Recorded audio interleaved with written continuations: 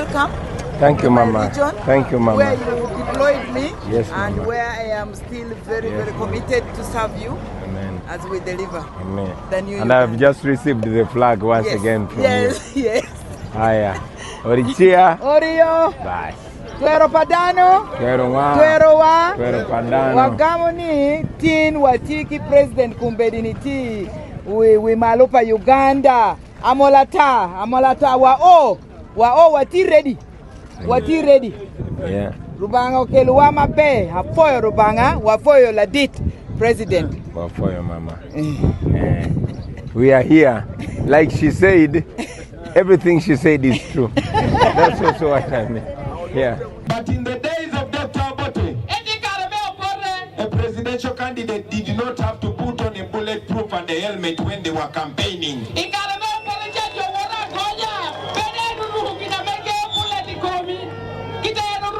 In the days of Dr. Obote, Museveni was never arrested for campaigning. In the days of Dr. Obote, the RDCs never stopped any person from Uganda to go and attend any political rally. The police has arrested the sound system that we move with. Airtel Extreme Unlimited Internet just got better. Paying for an Extreme Unlimited Internet connection now comes with free data, SMS plus voice minutes to call and text across networks for the Muganga who pays the monthly bill. Dial *125# or call 125 today to upgrade to an unlimited, uncapped Airtel Internet experience. Airtel.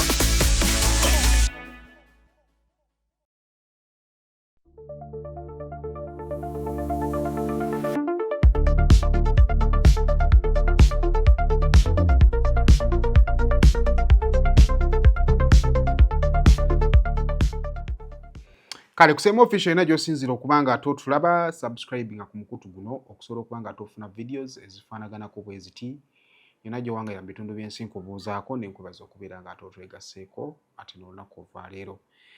Tubaaniriza mu Kyagulanyi campaign trail 2025-2026 era nga ali mu lugendo olugenda mu maaso okubeera nga ataasagula akalulu ate okusobola okubanga ate anoonya obukulembeze obw'eggwanga lino Uganda. Era ng'olunaku olwaleero tugenda kwetegereza olugendo lwa Robert Kyagulanyi Ssentamu mw'atambulidde okuva Nakasongola gye yasuze ate bw'atyo n'atuuka ku mwalo Ezengebe n'alinnya ekidyeri ekimutuusiza e Namusaale ate awo n'ayambalira ekikubo eky'ettaka ekimutuusizza mu ttawuni Amolator. Naye kale nga tetunnatuuka waawo munzikiriza embere ng'ate mbategeezaako nti Home Connect Properties batunda ttaka bakutegeeza nti nno gwe wenna eyeegomba okuba ng'ate ofunako ewwo Home Connect Properties genda mu maaso okubeera ng'ate obenfunira we bali awo ne Nansana ku kizimbe okuli Opportunity Bank ate wano kati mu kibuga Kampala we bali ku Mabirizi. Kakati gwe yeetaaga okuba ng'ate ofuna abantu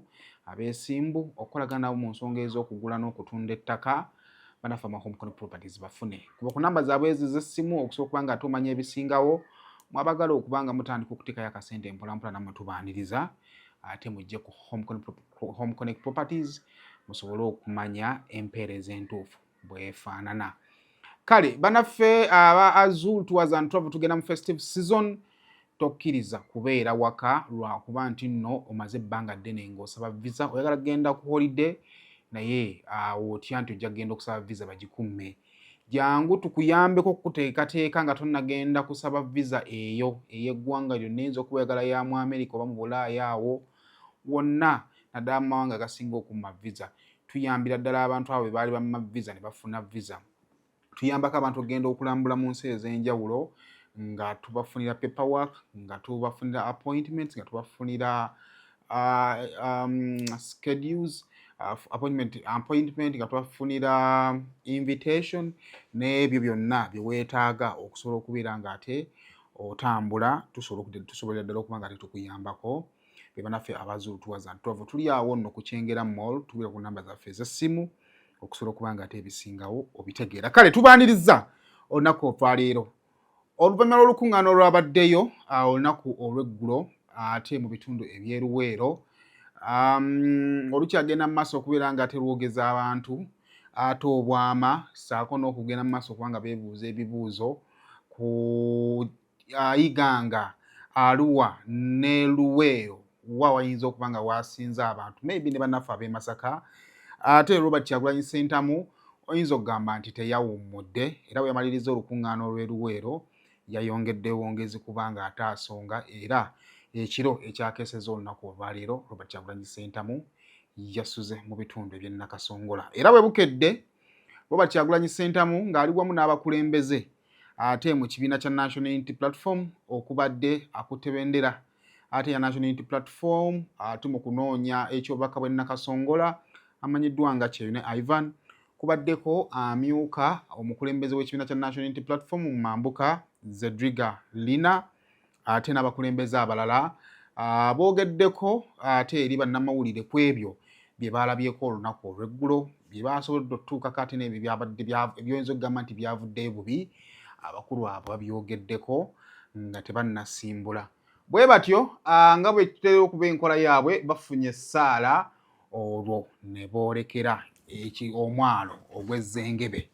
Kakati ezzengebe gwe omutambuze oba tonnatambulako bw'oba ng'oyagala okusala amangu okuva mu bitundu ebya Buganda ate okuba nga oyolekera Lango Sub-Region osobola okukozesa omwalo ogwo ne bakusaza ne bakujja ezzengebe ne bakutuusa e Namusaale ennyanja oba okozesa ya Lake Kyoga oba gye tuyitamu Ttanzige.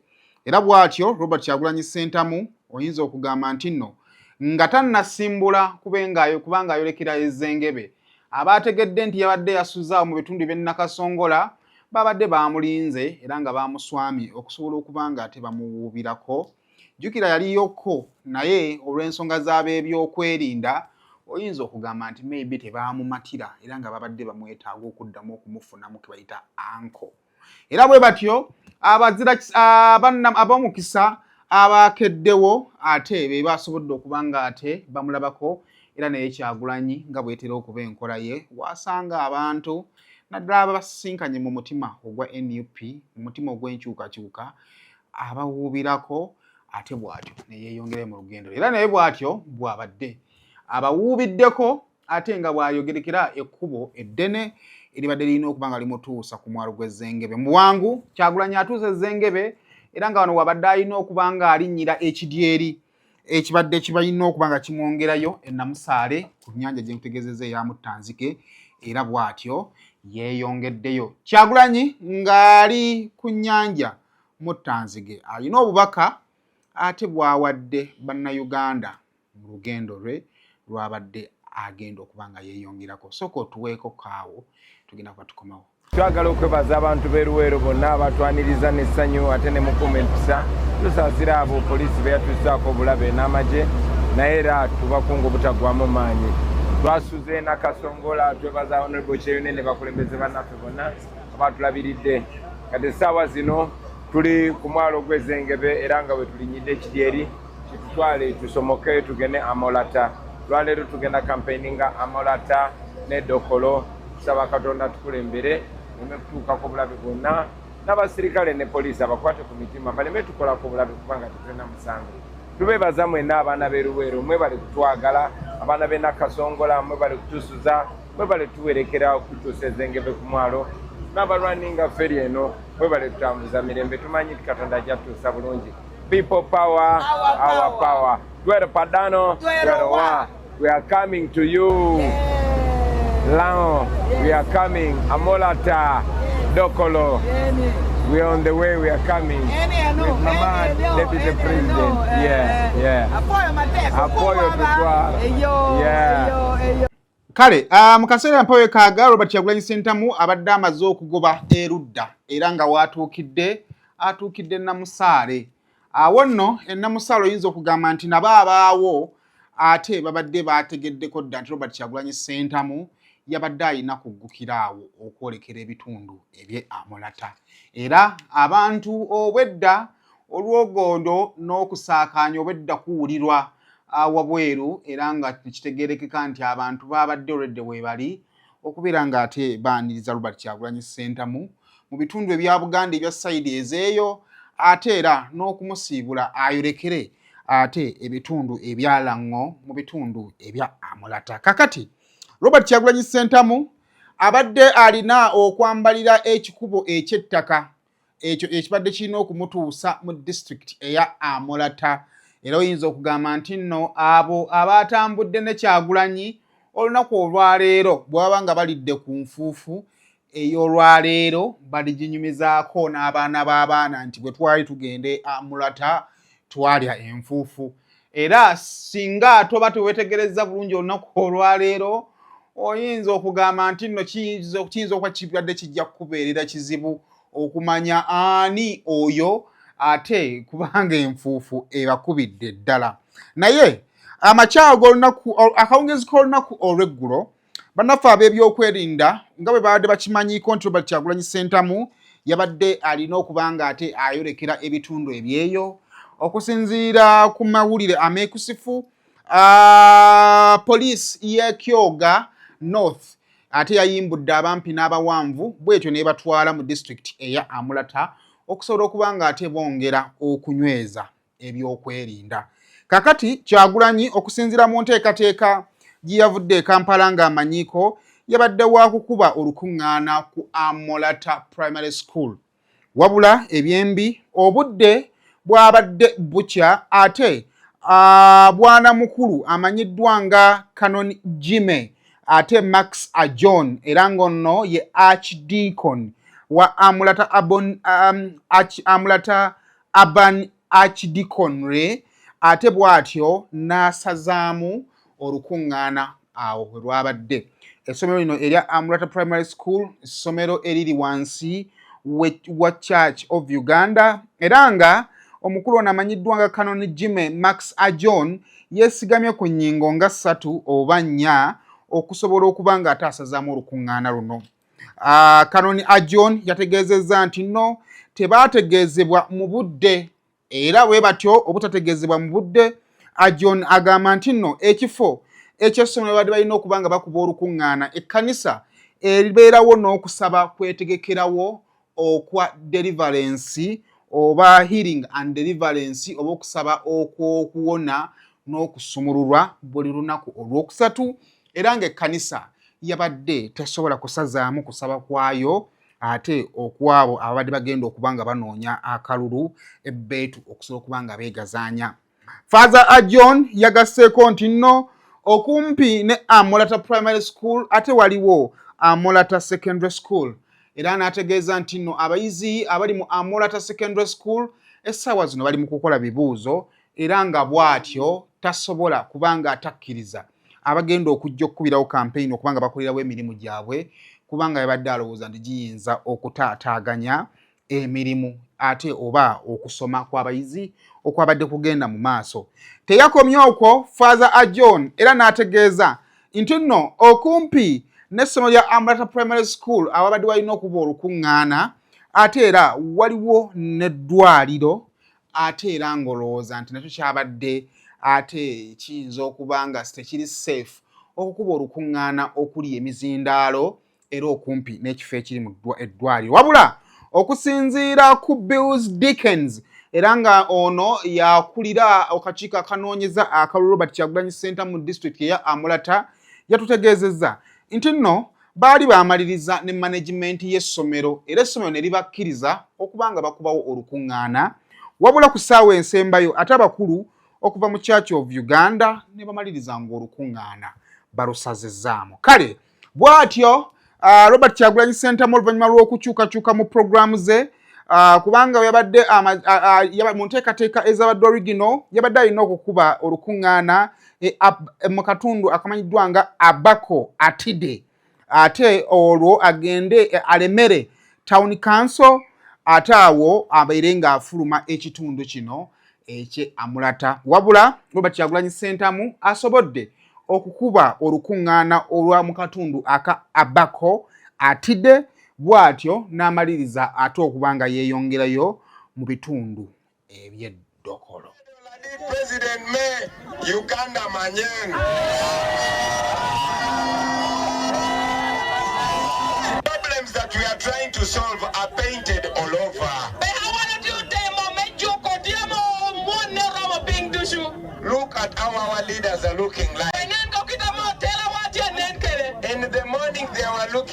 clean. But because of the kind of roads that are here, we want to fix that, my brothers and sisters. Power can go off for almost 2 weeks. I am also aware that the army took over the lake and all water crossings. I am also aware that the education is struggling here. We have not given you any t-shirts because we don't have the money. There's only one thing that we can give you. That is the promise that we will never betray you. That we promise a new Uganda where everyone will be equal. It does not matter your tribe. It does not matter your religion.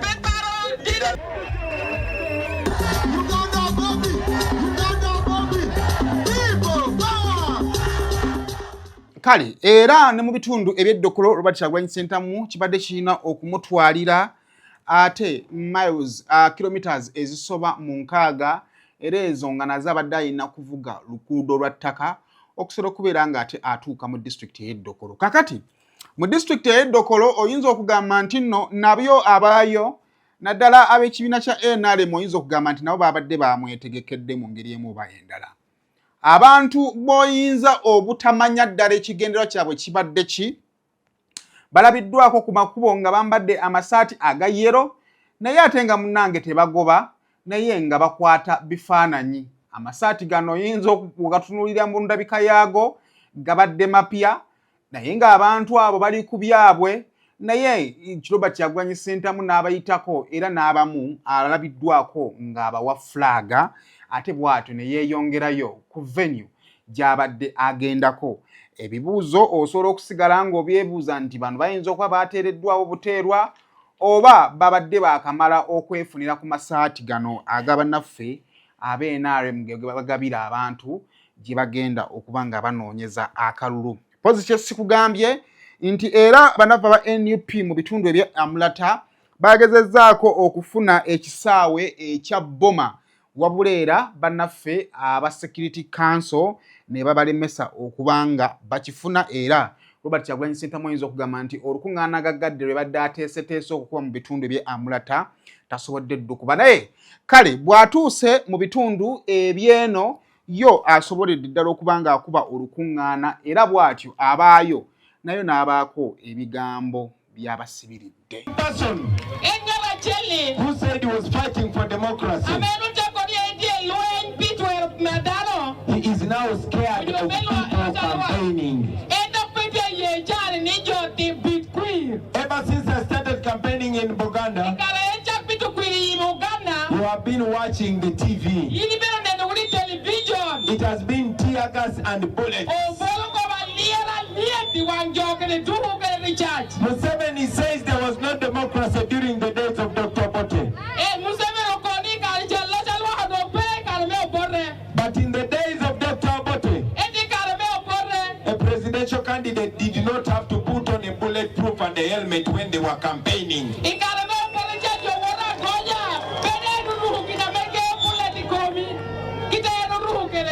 the days of Dr. Bobi, Museveni was never arrested for campaigning. In the days of Dr. Bobi, the RDCs never stopped any person from Uganda to go and attend any political rally. The police has arrested the sound system that we move with. They keep scattering the people that gather. And then the police officers move with the cameras. Every time they shoot or tear gas the people, and the people run away to safety. They want to paint a deceitful picture that we don't have support.